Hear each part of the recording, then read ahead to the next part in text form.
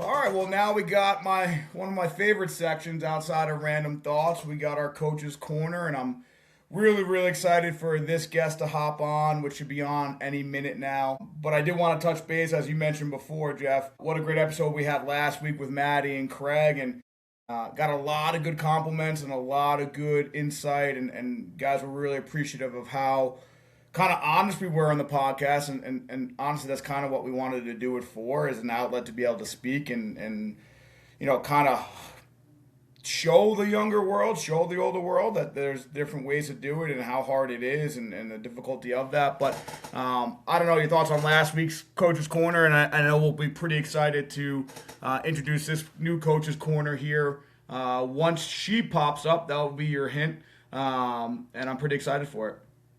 Yeah, I thought last week's coaches segment went really well. I thought the guys gave great insight into the world of hockey in general and what it's like to be, and we talked about it a lot, to be a professional at this in hockey and at these levels, that it is a multiple hat job. It may be even two different jobs or more.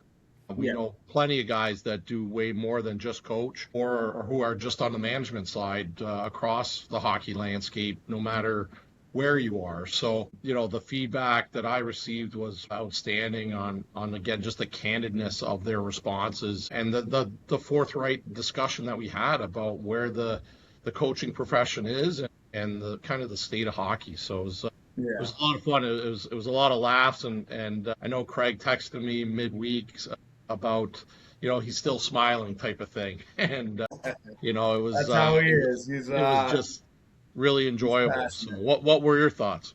No, the same. I think like we always talk about, hockey is a game that's 60 minutes long, and you have practices. There's only so much you can do that is either the same or different, that ultimately just comes down to those in the room, the leaders that you surround yourself with, the players that you have. And I think that's the biggest takeaway I take from last week, is that everyone understanding at the end of the game, at the end of the day, the puck drops, you go, and you got to find different ways to, and again, I don't want to use skin the cat, but it's the first thing that came to my mind. You got to find different ways to get into the new player's head, get into your staff's head. How do you lead your own staff? And just hearing it from other individuals who have gone through it.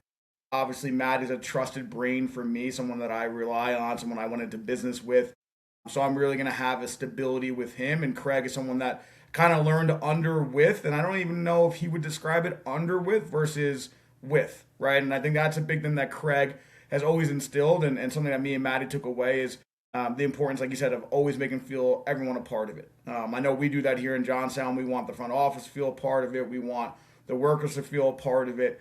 We talk about our our walk around. I think it's all important. So it was really good just to hear the reiteration of that. And again, like I thought about it tonight, I don't know if this is the right word, the romanticism of the game, right? Just falling in love with that part of it and just really enjoying and trying to learn, from different people. It's something that I'm going to ask our guests quite a bit about, because I always talk about it too, is we have to take it from different ways, right? We have to learn, and we have to constantly be developing ourselves. So really important to see that, and I was really happy to have those on, and I'm super excited to continue this progress. And again, I got my USA jersey on, and one thing I'm going to throw out there is kind of like Dave Portnoy did for Barstool, right? If a college wants to get on here, feel free to send some jerseys this way. I have no problem rocking a jersey from a college. I won't do another team in the league. I won't do another team in the EHL. But if there's coaches that listen out there and you got a spare jersey, you want me to wear it, by all means, send it my way. I only got a couple of jerseys in the arsenal right now, so excited to get going on that front and see where things lead for sure. Yeah, I'm looking forward to having our guest on today, because I think her path is kind of links into what we discussed last week, and how you do wear different hats and how you do have to work your way through and grind it as a coach, as a professional, and looking forward to asking her some very pointed questions about her development and her track to this point in her career. So it's exciting to have someone. I can't really give it away. I'm trying to think not to, not to give it away, but just having someone on who who's at the professional level. We'll Yeah, leave it at that. And yeah. No, and that's a great way to put it. She should be hopping on here any second. She just texted me and said she's ready to hop on. So we'll wait for that screen to pop up. But in the meantime, this person to me also is a close friend as well. Someone that, was at my wedding, was someone that I got very close to through school, and constantly we might go a couple weeks without talking, but if we do talk, it's one of those relationships where it's like you pick off right where you left off. And certainly, as a friend, it's great to have, but also a hockey mind. It's great to have that connection to be able to bounce some things off, which will be really good. And again, like I said, this is going to be a pretty good one off that. And, I'll be able to cut this out hopefully because now we're drawing. There she is. Perfect. good timing, Kim. Good Good timing. timing, Kim. So for those who watch us It's on the first time in YouTube, my life I've heard that, so I appreciate it. for those who watch on YouTube, you will obviously be able to see our guest pop up. For those who listen on the drive-ins, our guest tonight is Kim Wiess. As I was kind of saying, a close friend of mine. I went to school with Kim, and now kind of both in the same trajectory. Kim certainly a few levels above me, but really someone that I really look up to, and we certainly have a great friendship. I was just telling Jeff, you were at my wedding, you've been around, so I'm really happy to have you on. And I'll just give you a brief introduction, and you can kind of fill in the blanks here. But those who don't know Kim, it's kind of hard not to. You're kind of like a celebrity on YouTube now, and you're always on the coaches show and all that. So Kim went to school with me at Trinity College. We graduated in the same year. Following Trinity, Kim, you went to Pomfret, correct? When I went to the gunnery Yep. worked there for a few years, and then I lost you there. Where'd you go after Pomfret? Girls youth hockey. I went back to Washington, D.C., where I'm from. I coached a program called the Washington Pride. It's a AAA girls Perfect. program. I was right, Jeff. I knew it. See, I got it. You It were, wasn't you bad. were. We were trying to piece the couple years in between together. So It's not a common path, so it's not surprising that a lot of people are like, hold on, what? Where were you 6 years ago? Exactly, exactly. Girls And then U16 obviously, AAA. yeah. And then obviously from there, you made the pretty historic jump into our league, the North American Hockey League, where you spent some time in Maryland. And then you decided to continue breaking barriers. You went into the Division III world back at your alma mater, Trinity College, with Grease, who was was an assistant when I was there. And then you parlayed that into where you are now in Colorado and at the professional level. So I think without a doubt, the background is there. The back of the baseball card is pretty awesome. Pretty impressive no matter how you cut it. But Kim, obviously, welcome. Thank you for hopping on. I know this is a different venue for us talking, but really happy to see you and really happy to have you on. Thanks for having me. I'm glad we were able to make this work. I know it's been a challenge. We've got a pretty crazy travel schedule out here in our division. I mean, the NOL was crazy in a different way in the travel.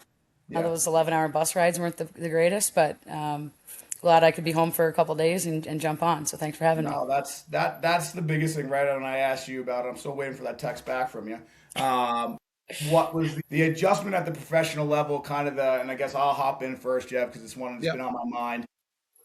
If you can give us an insight to your day to day. I mean, what is your day like, and what is your process from the professional standpoint of getting up? What kind of things do you do on a daily basis to get ready for your job? And then obviously when you guys get ready for the game, what's your day to day? I know me and Jeff got our own nuances of what we do, but I'm curious for you, like, what is your day to day, and kind of how do you prepare for the weekend? Yeah, I'll walk through. Every day's a little different, obviously. Like we play a little more frequently than a college schedule, or like we're playing tomorrow and Wednesday. In our division in the American League, we're out in the Pacific Division of the American Hockey League. We play similar to college in that we play opponents twice when they come to Colorado, because we don't have another opponent that's within busing or driving distance. So if somebody flies here, they always fly here for two. So we always play back to back at home. The road's a mixed bag. If we're in California, you can have one-offs.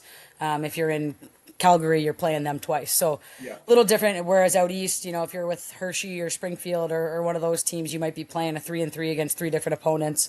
For us, we're playing a college-like schedule in terms of the same team twice.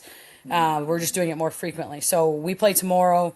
We just played 2 days ago. And my morning this morning was just making sure that our coaches had all of the pre-scout material that they needed to get ready for tomorrow. So our power play coach, our penalty kill coach.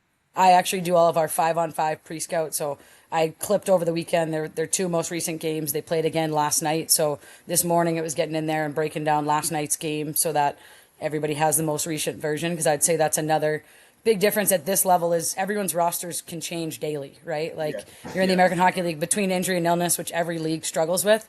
But then we are at the mercy of our NHL clubs. So our power play from Saturday might not be our power play tomorrow, right? And same with them. So you're always trying to at least see their most recent looks. Have they made adjustments because they've lost, a big time center or defenseman or something that could really change the look of their power play or their penalty kill or obviously their 5-on-5 systems as well.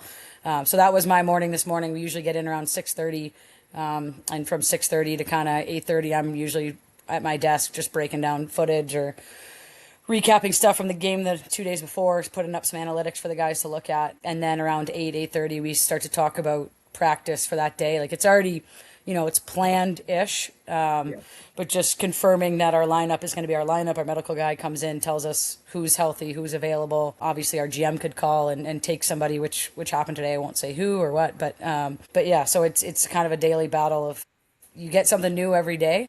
But for the most part, in my role as the video coach, I'm usually just making sure the coaches have everything that they need to do their jobs from a footage standpoint. If they want me to pull some clips, like today our head coach wanted to talk about line rush against, and so he's like, can you go back and pull some clips from earlier in the year where we were doing a better job than we are right now? So like I said, every day's a little different what the demands are, but the first couple hours are usually just hammering away at the desk, and then the fun part comes where we get to talk about actual practice and do video with the guys and then get on the ice for practice itself.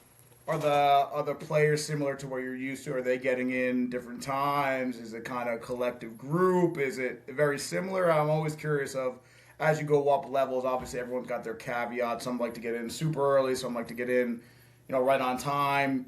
For me, I was similar, maybe a minute later too, but still was able to try to get in there. Are they similar like that at the professional level? Any insight? Totally, yeah. There's Kim Wiesses that are there 3 hours early, and there's Adam Hooley's that are strolling in, and the medical guys like making sure to like help him hide the fact that he might be there right at the time. So Get the team up yeah.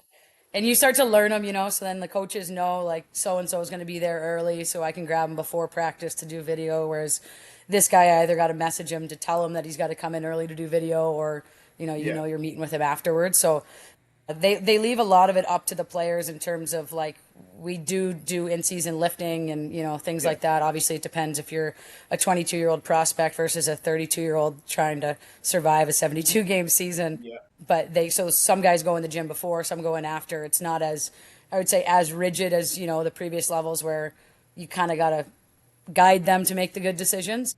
Yeah. Here, a lot of times it's on the player. Like, a coach will say, hey, I want to meet with you to go over your PK clips. And then it's on the player to find the right time to do it, And there's times where they don't. And, they get a pass maybe once or twice. And then it's like, all right, well, now we're going to start setting a time for you. But you hope when they're getting paid to play hockey that they can make some good decisions and make their schedules themselves a little bit.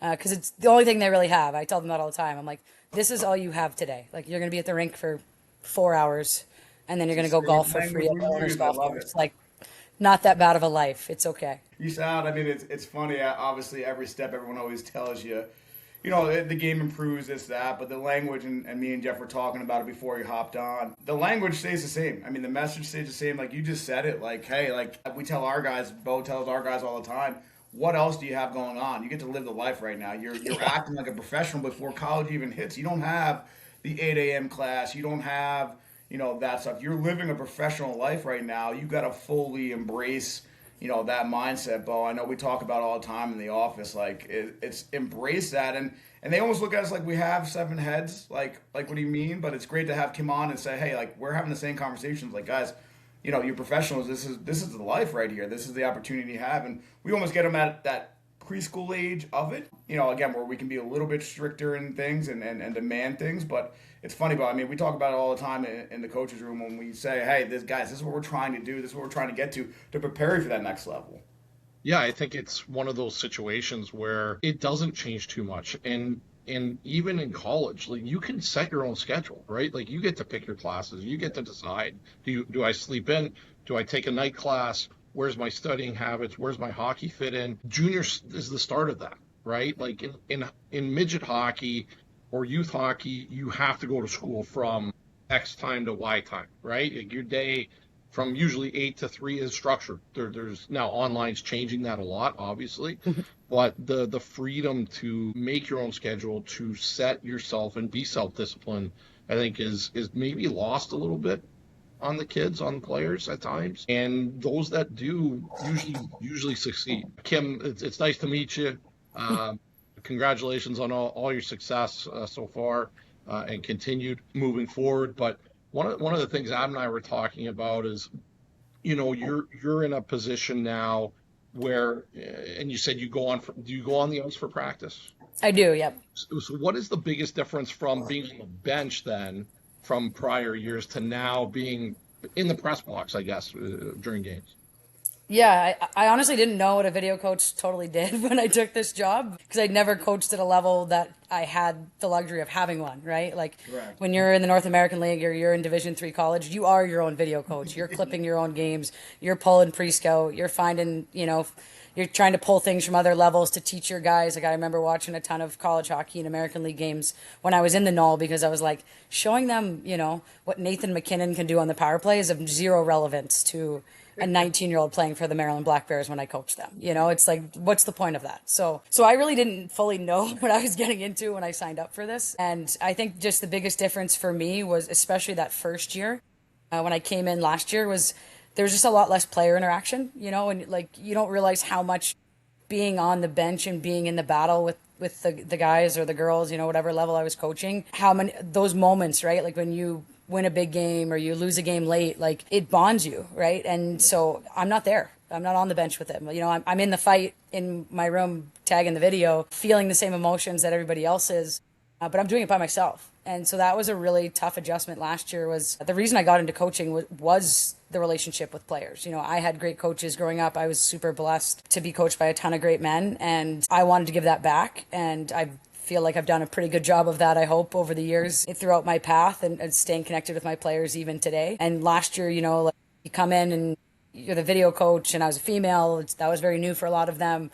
And my primary role is to serve the coaches. It's not to serve the players. Then the coaches serve the team. So that was a huge adjustment, just that mentality of, okay, like you're a step, you're on the team, you're a part of it. Your role's critically important, but you're not seen, you're not heard, and you're not in the fight. And that was hard. It's gotten a lot better. I've just gotten more used to it. I think I've gotten to know guys better over the last year and a half, just like anyone else at any level, right? Where you start to build a little more trust and they come to you more. That was a huge adjustment, was just not being there for the big moments, good or bad. Yeah, I mean, knowing you, how fierce of a competitor, I mean, you wouldn't even let a cornhole game go in college about not a point, not a point. So that's got to kill, but it's good to hear you kind of talk about the evolution of trying to find that, next step, right? And still feeling like you're a part of it. Because we did talk about that as well, is a big thing that we're trying to do here in Johnstown is make everyone feel like they're a part of a win or a loss, whether it's good or bad.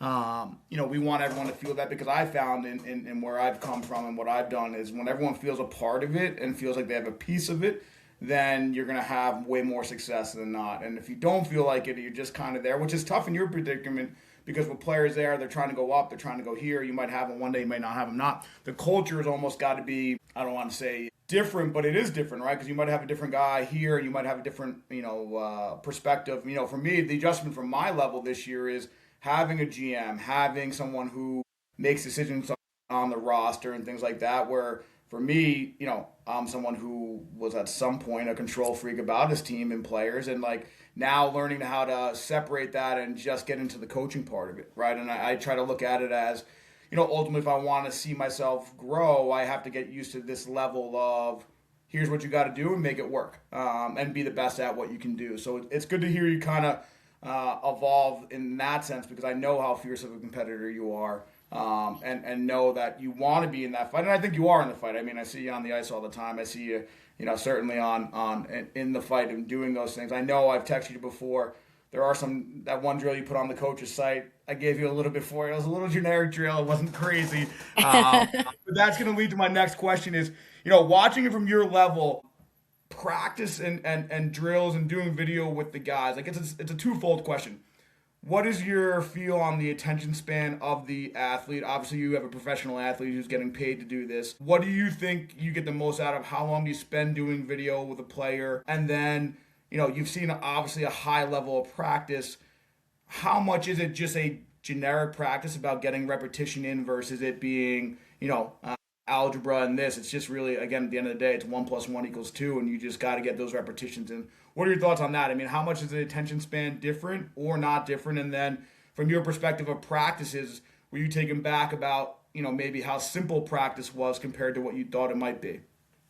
Yeah, I think that was one of the biggest things was just, like you said, how simple practice can be at this level. Like today, for example, and again, it's January, what is it, 12th? Like we've played tomorrow will be our 33rd game, but we're playing 16 games in 32 days in this month. So it's a crazy month here.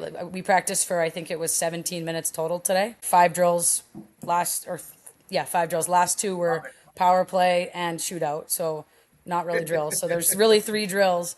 And the third drill was like the meat of it. It was all about just line rush against. So we kind of told the guys ahead of time after video, like that drill is the drill. Like just care about that. There's guys getting on. We almost always have early skills. Yeah. It's not open. Like it's, today it's Jeff and Hools are coming on and they're going to work on their wall play. And tomorrow it's Kim and Gordy and we're going to work on, net front play or whatever. So it's pretty intentionalized. It is everybody gets touches. So it's not just the draft picks or the young guys. Everybody kind of gets their fair share of extra work. And then I'm always amazed at how many guys stay on after practice. So official practice is over at 17 minutes and I'd say almost every day a guy will grab you and be like, "Hey, can you I just want a bunch of passes ripped to my backhand, or can you rim some pucks up the wall or whatever, And a lot of them have something in mind that they want to work on.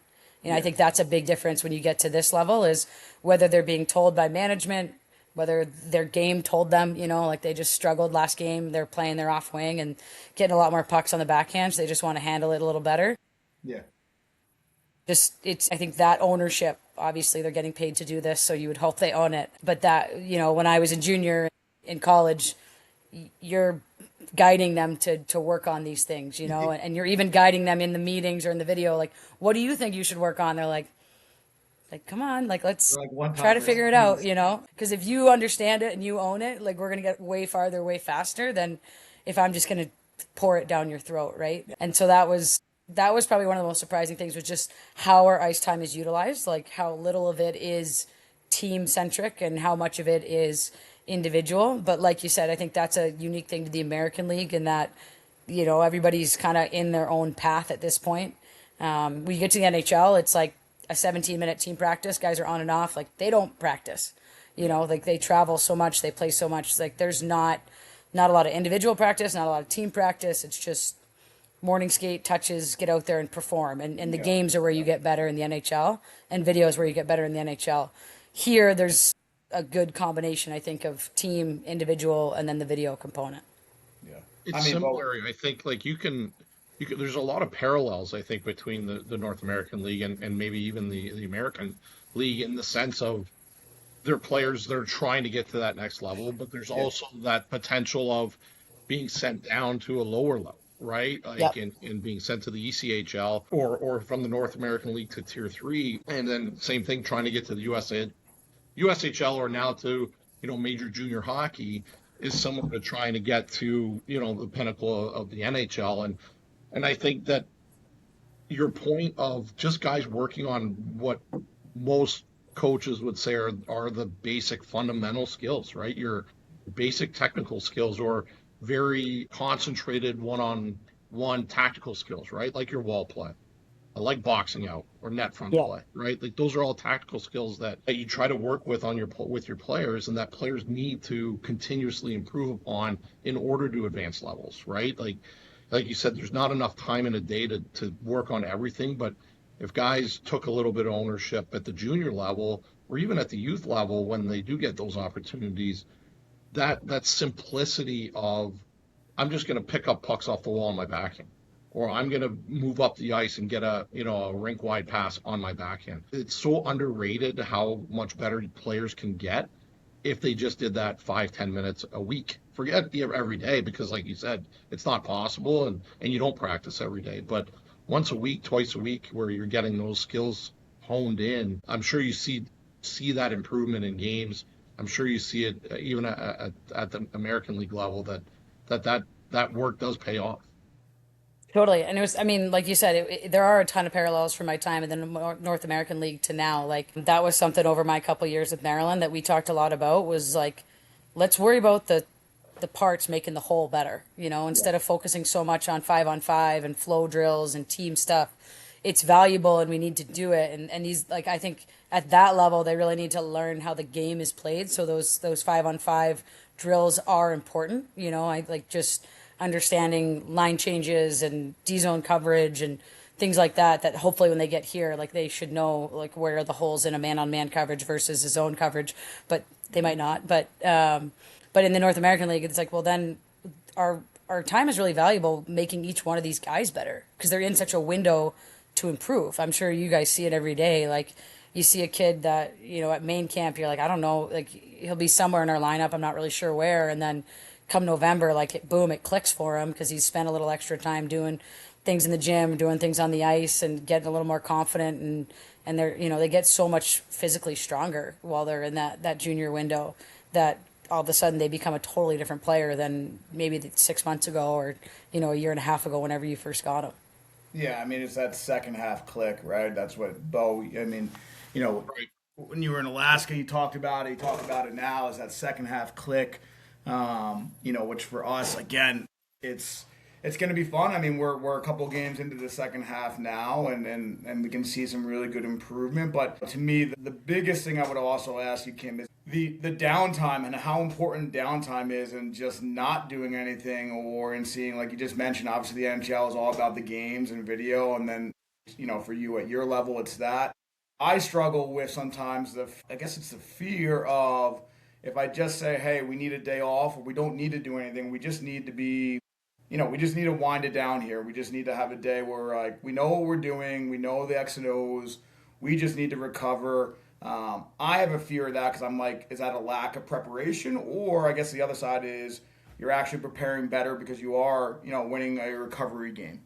Craig mentioned it last week. Maddie mentioned it last week. How about at your level? Do you feel that? Is there times where it's just like, hey, like, and maybe not for you, because obviously you're in the video, you got to be cutting it. But do you see for your guys of like, hey, just not doing anything actually might be better for you at times?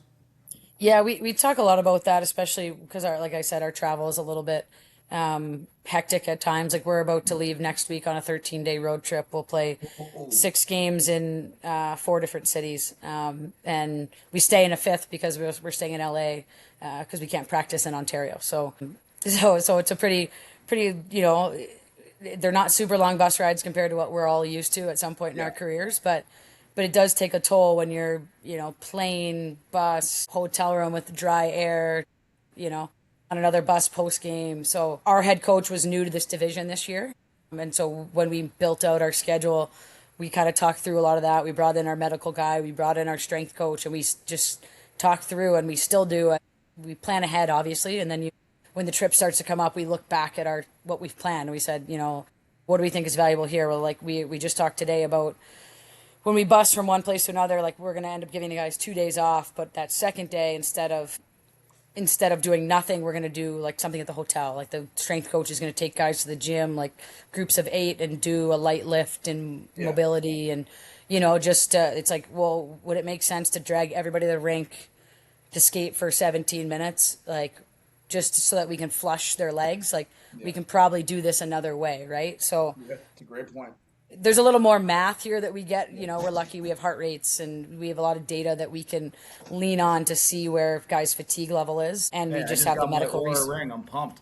I'm all Yeah, down that's for now. awesome. I'm all gonna I see. would not have guessed you to be an Aura ring guy. Listen, But I'm getting older now, Kim. I got to check what the resting heart rate is. I got, there's a lot out there for me now. Coach is a big sleep score guy, Kim. Big. I don't know if you gosh. know, Adam and I room together, in Johnstown. So anything I should know from his college days, maybe that I Yeah, do know I do that's a know loaded he likes his question, but bourbon and he likes his rest and loves his family and I'm a good shoveler of the snow. That's how I met Kim's He dad for is. the first He time. helped. He did. I left my my 2008 Civic, which my dad still drives to this day, That is in a unbelievable. snowbank. Yeah. I couldn't find a parking spot, so I just parked it up on the snow for pregame meal, and then I couldn't get it out to get over to the game, so I just left it in a tow zone in a snowbank, and I called Hools because the men weren't playing that night, and I was like, I need you to meet my dad at my car and shovel it There he out. was shoveling away in like freezing cold, Hartford, Connecticut dark.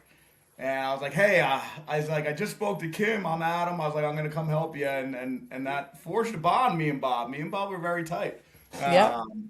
From that point. But it's funny, actually. The better story, Jeff, is we didn't talk first year. Me and Kim, right? I don't even. Wasn't until I didn't sophomore. talk to many people. I just That's loved the true. game, and I went That's to true. class, and that was going to be my next question was how the two of you met.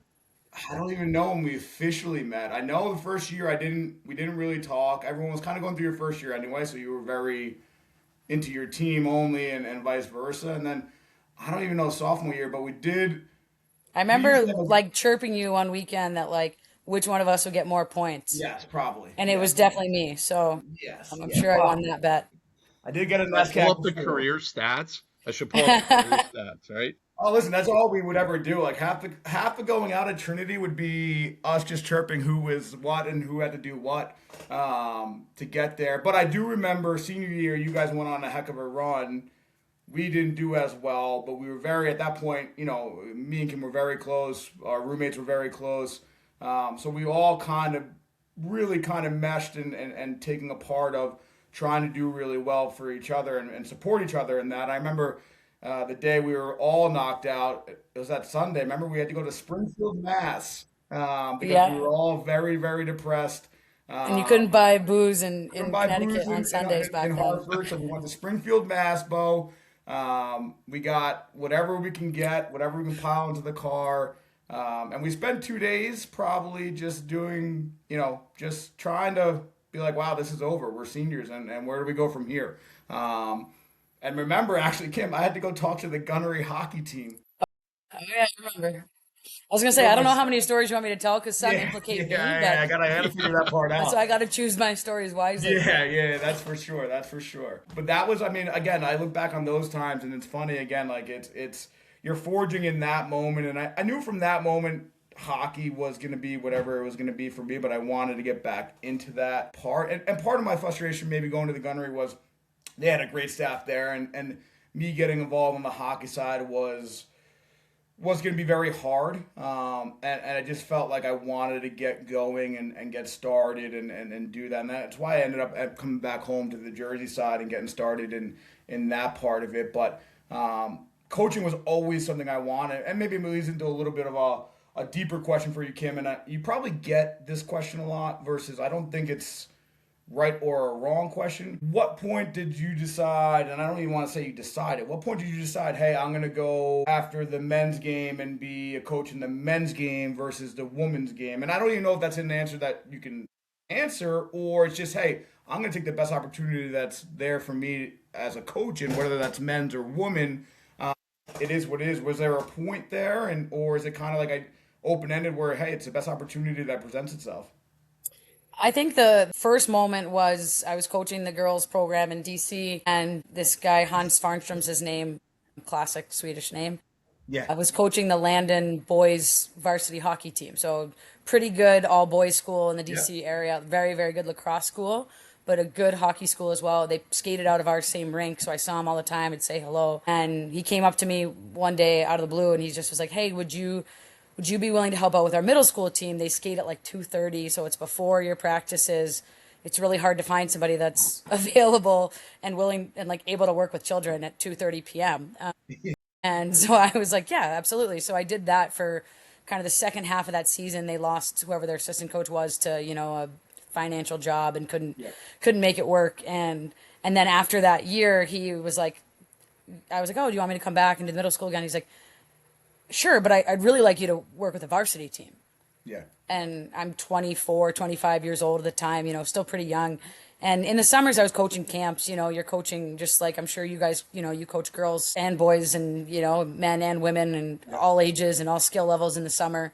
Because that's what coaches do, right? You just kind of grind and find ways to give back, but also obviously you got to make a career out of it. And so the next year I coached the varsity team with Hans, and we won the state championship. There's a kid, Patrick Giles, was like our best player. He ended up going to the NCDP the next year, and now he actually plays against me in our league for the San Jose Barracuda when he's not up with the Sharks. That's awesome. And I think coaching that team that year, and I was still pretty close in age, to our seniors. They were 18, I was 24. But they respected me, and my voice mattered. And I remember vividly our captain coming up to me and being we want to win so badly, and Hans is the best dude ever, and he's a great leader, but he doesn't know how to make us better hockey wise. Like he's Yeah. just, he's a history teacher that's coaching hockey, Yeah. Yeah. but he's an incredible man, incredible leader. But like we need better drills, and we need you to do that. Yeah. And Hans was totally cool with it, and I just remember in that moment being like, wow, like these guys see me as a coach. They don't, it's not just it's like I'm just here and it's fun, and No, they great. they saw the value in me being there, and I think that moment gave me the confidence. It was never like a conscious choice, like I'm going to leave women's hockey and go into men's. I started volunteering and doing skills with the Null team in Maryland when they moved to Maryland in 2018. I just reached out to Clint and said, hey, like, introduce myself. I'll help you with main camp because I know that they can be crazy. It was at my home rink, so I knew the building and whatever. And then a couple years later, now I'm coming to practice and running skills, and he's teaching me stuff. And then when their assistant coach moved on to the USHL, he called me and said, we're looking for an assistant coach, and I'd love to not interview anybody and just have it be you. Like you've been here for 50, 60 practices at this point over 2 years. The Yeah. guys You got like that. you, I Hmm. like you, like it's the right fit. And what do you think? And I was kind of like, like I didn't know what junior hockey was. I didn't play it. Yeah. There's no junior hockey for women, right? So I'm like, I don't really know what the North American Hockey League is. I don't know what this decision is going to entail. I called my boss that coached girls hockey and said, hey, like I got this offer and I'm not really sure what to make of it, but he's like, well, do you want to do it? And I was like, I think I do. Like, yeah, I think it'd be a good challenge. Like I'd been coaching the same program for 9 years. Living in roughly the same town I grew up in, like I was ready personally and professionally for a change. Yep. And it kind of came to me. And I was like, all right, this is a great way to take a risk without having to go off the deep end and move across the country and, risk it all and hope it pans out. I could stay in Maryland. I could still be near my family. And I knew that my boss, I knew all the kind of vet players coming back. So I knew it was going to be a good fit. And so then I think that year was kind of when I realized the impact that I could have, obviously for women. I think like that gets talked about a lot, but the Yeah. impact I had on those guys, like those young men to be coached by a woman at that age and for them to see, that we have value, we have a purpose here, we can be leaders, they can follow a woman. I think that was rare for a lot of them in an aspect in sports. Like what I would tell them all the time, I'm like, who's taught you the most in your life? And most of them would say their mom. It's like, so you've learned from a woman your whole life. Like, tell me your favorite teacher. And Yeah. I read 80% a of the time, it's a woman. It's like, this is something you're more used to than you realize. You're just not used to it in Correct. sports. I read a quote you had somewhere, and again, I do follow up on you a bunch, so I do read a lot of the stuff that comes out from you. And you mentioned something in a way of that it made a lot of sense. Like, hey, like we've always had a guy coach in women's hockey. So what was the difference between a woman coaching men's hockey? Like, we accepted it, we evolved, we don't even think about it. And then for me, like as I think about it, I'm like, listen, I think the biggest attribute you have is you're such a fierce competitor. Why wouldn't somebody want that to rub off on them and see how much you have to care about the game in the littlest details? Like it doesn't matter who that comes from, right? And I think that's the biggest thing that I see now is like I can be whatever I want to be. It doesn't matter. They just want to know that the person that's in the room with them is going to go through that wall for them. And I think that's the biggest thing I look about here and like, and look at you as now you decided to break every barrier that's out there. You got to save some for other people, but that's okay.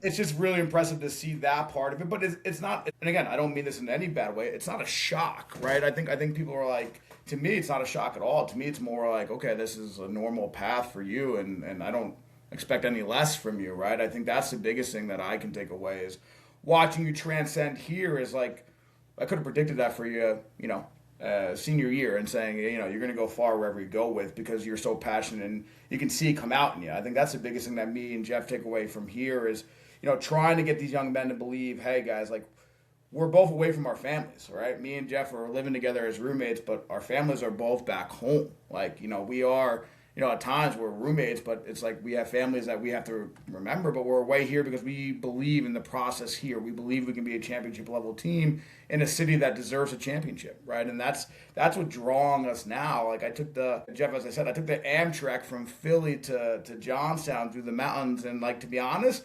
part of me was romanticizing, like, this is the grind. I like this part. Like, this does suck. I'm not home and whatever, but at least my kids can look at it and be like, he's grinding and he's trying to do it. He's trying to get to the point where he can continue to go. And again, I'm in the middle of the mountains with no service on an Amtrak going back to work, right? Like that.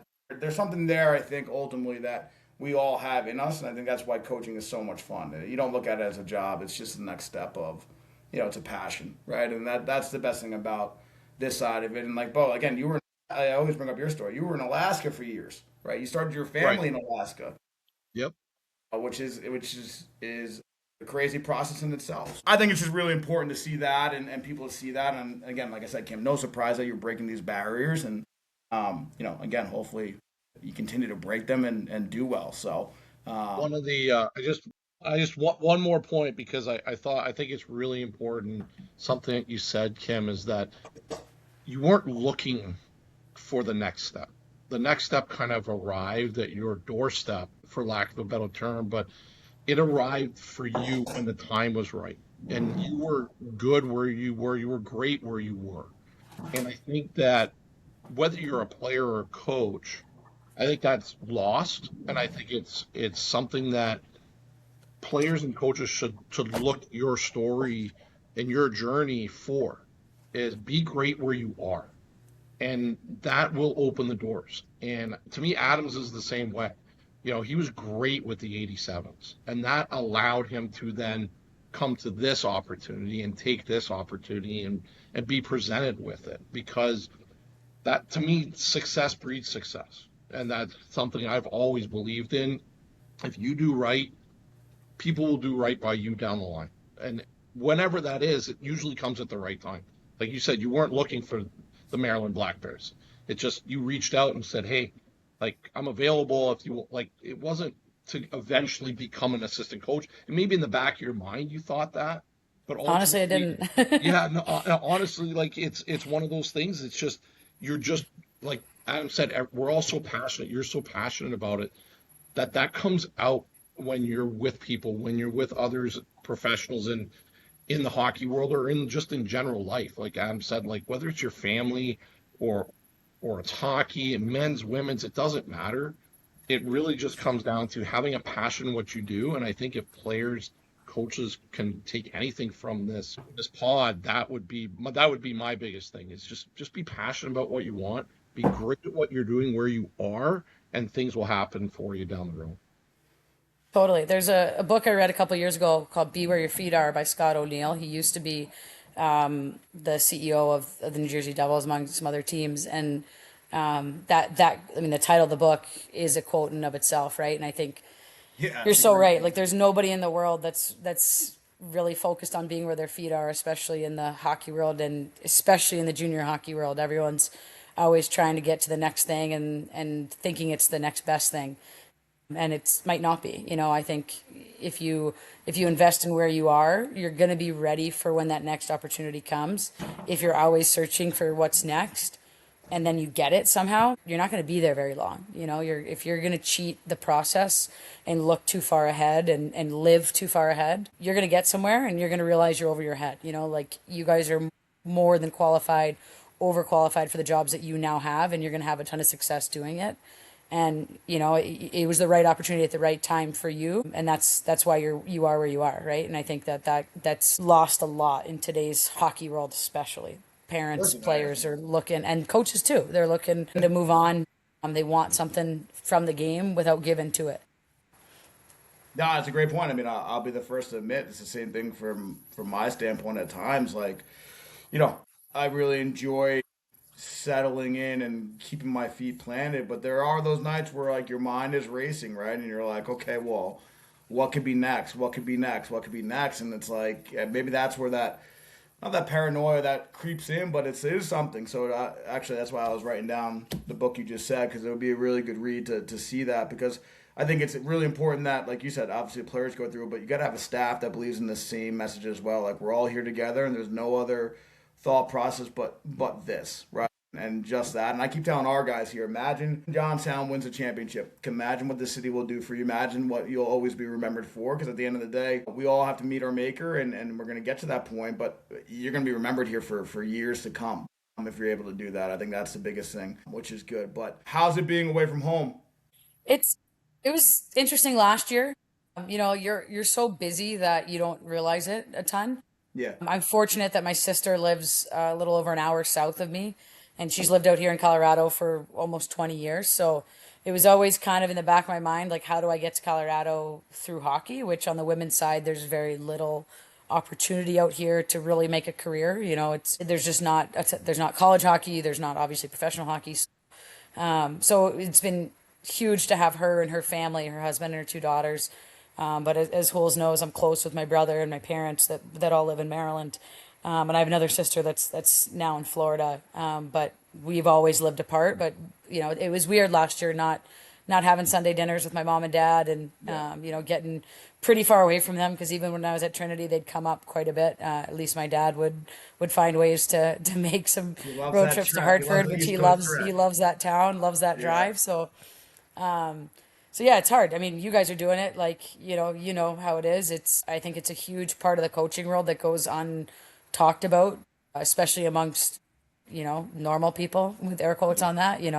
Like, I'm sure your wives have friends that are like, what's your husband doing? Where is he? And Oh, that was our main podcast Yeah, net last week is having my wife have to explain I do hockey for a living, and she's like, well, what do you mean? Like, all right, so now I got to walk through, and then she has to be like, well, he does own something. I'm like, Rach, it doesn't matter about owning it. I don't care. Like, I'm a hockey coach. It's okay.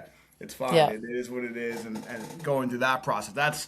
That's a whole nother. That was a topic last week we talked about a little bit. It was hockey players being able to, or coaches being able to get into some kind of, not, I don't want to use the word union, but some kind of thing where you have a card and you are a professional in what you do, and you recognize, not that we need a pat on the back, but I think it would help for everything. Listen, for me, putting away money, doing this thing, making sure my family's secure, and if something were to happen, I think all that goes into that.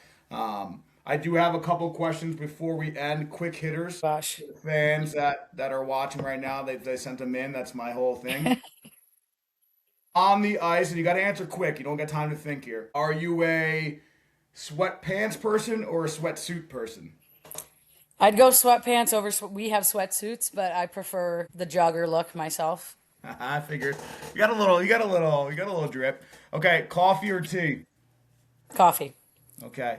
What lots type of of it. headphones do you have for your bus rides?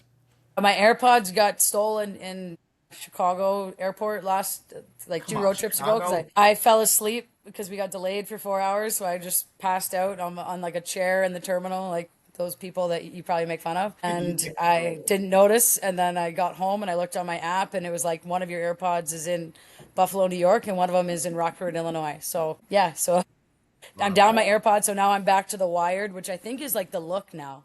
Like all the athletes now, they got the wired. So Yeah, I I think I'm like back it. in. All right, bring it back in. I was gonna make fun of you for it, but I'll let you live with that one. All right, a whistle when you have one on it, is it dangling on your neck or are you a glove? I've always been a dangler until I got here, and now I'm a glove. Wow, wow. Bo was happy with that answer Change. there. You Bo's got a to glove change and guy. grow. that's right. All right, the last question. This came in from a guest here. If Trinity loses their coach, who gets it? You or Adam? I mean, I think after me going back as a coach, I have got a pretty good What if we better switched chance. roles and I took over the women's team and you took the men's team? Yeah, that'd be great. We That'd be both won an phenomenal. SCAC championship. You won it as a player. I won it as a coach. So I did we're ride you on that a lot, which was good. yeah, So we can be co-coaches. We can be co-people. It'd be great. Great rink. Listen, love the rink. Unbelievable rink. So, listen, I mean, Bo, you have anything else before we call it? I don't, Kim. It's been a pleasure. Thanks for coming Yeah. on. Thanks Obviously, for Kim, having me, guys. yeah, this is a lot of fun, and hopefully, again, obviously, we'll continue to track here. We're not a high end. We're still. I think I still get a watermark on this from Riverside, but where your your next bus ride, you can listen to it back and have that success. That's the biggest thing why I wanted to do it. Driving back from Johnstown, I started getting into podcasts that I normally wouldn't get into, and now I'm like, you know what?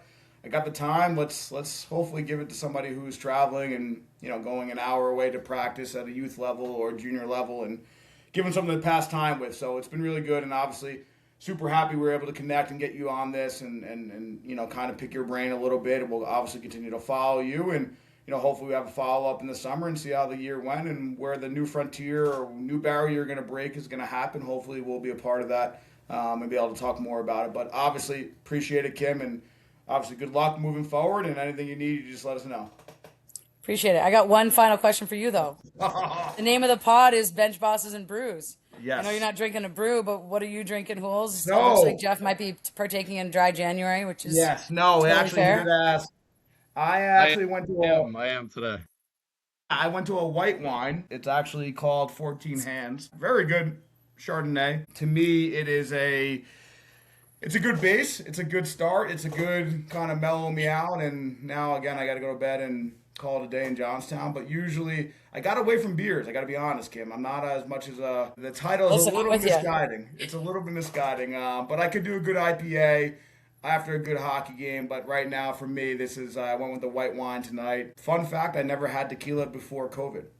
Through college, never had a tequila shot. Nothing until COVID hit. Got into tequila. Now back to my whiskey, but keeping it simple tonight with my white wine. What an intricate palate you have. Hey, listen, it's a coffee. Always black. It's bitter. It's a bitter palate. You got to change it up here and there. That's for sure. All right. Well, I just wanted to close it out with Look at that. closing the circle on the name. Yes. I appreciate it. I'm gonna hit stop there.